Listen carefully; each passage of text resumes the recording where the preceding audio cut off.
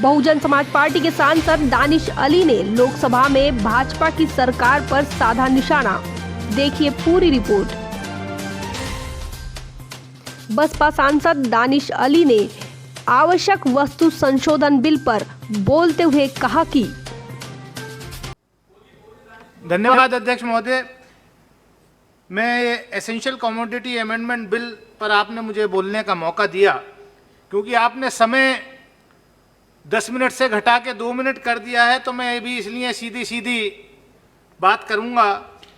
क्योंकि ये बिल जो है अध्यक्ष महोदय, ये बिल पूरी तरीके से किसान विरोधी है, बिचौलिए और जमाखोरों को फायदा पहुंचाने वाला बिल है। इस सरकार की मंशा हमारी समझ में नहीं आ रही कि करना क्या चाहती है।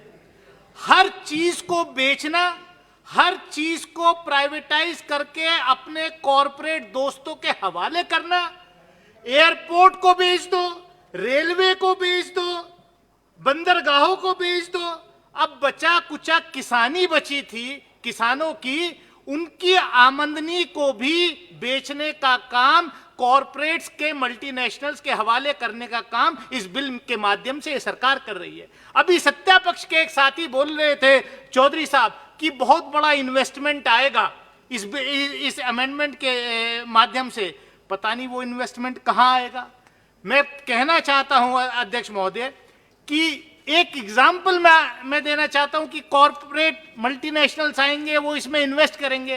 प्राइवेट शुगर फैक्ट्रीज हैं, किसान अपना अनुबंध करता है उनके साथ कि हम गन्ना एक्स शुगर फैक्ट्री को देंगे, लेकिन आज क्या स्थिति है? एक साल का पेमेंट गन्ना किसानों का प्राइवेट चीनी मिल नहीं कर पा रहे हैं। मेरे स्वयं के लोकसभा क्षेत्र में एक विधानसभा क्षेत्र पड़ता है गढ़मुक्तेश्वर, बड़ी शुगर फैक्ट्री है, सिंभावली शुगर फैक्ट्री। एक फैक्ट्री पर 380 करोड़ रुपए किसानों का बकाया है।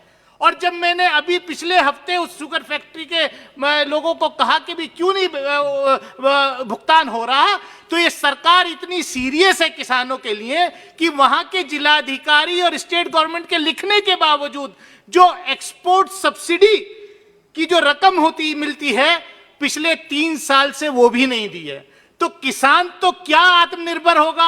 आपदा में अवसर ये तलाश रहे हैं कि किस तरीके से इस आपदा के माध्यम से जो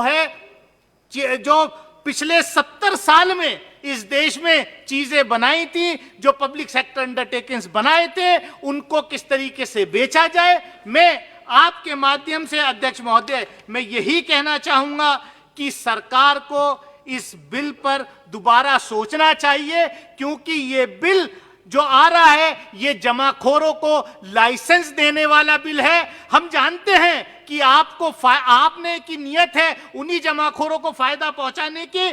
मैं अभी सरकार ने वादा किया है कि किसानों की आमदनी 2 गुना होगी। किसानों की आमदनी कौन सी 2 गुना हो रही है? किसानों को अध्यक्ष महोदय यूरिया तक उपलब्ध नहीं कराया जा रहा है। इस बिल का भी वही हशर होगा जिस तरीके से नोटबंदी को यह ऐलान किया गया था कि इसका फायदा काला धन समाप्त करने के लिए किया जाएगा, लेकिन सैकड़ों लोगों की जान लाइनों में लग करके चलेगी। मेरी आपके माध्यम से सरकार से पुनः यह आग्रह है, अपील है कि ऐसे किसान विरोधी बिल को सरकार पुनर्विचार करे, उस पर दोबारा गौर करे। बहुत बहुत धन्यवाद। जैसा कि गौरतलब है कि पूरे देश में कोरोना महामारी के आड़ में केंद्र की भाजपा सरकार दलित, आदिवासी, मुसलमान, उसी प्रकार गरीब, किसान और पिछड़ों के विरोध में लगातार फैसले लेते आ रही है।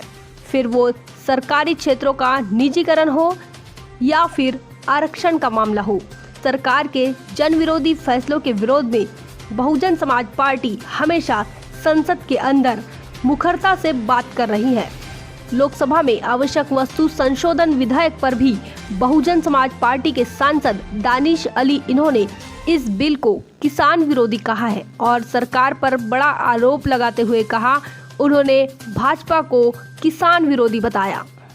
बहुजन विचारधारा को घर घर तक पहुंचाने के लिए हमारे YouTube चैनल को सब्सक्राइब करें, लाइक करें, कमेंट करें, शेयर करें और बेल आइकन की घंटी दबाना ना भूलें।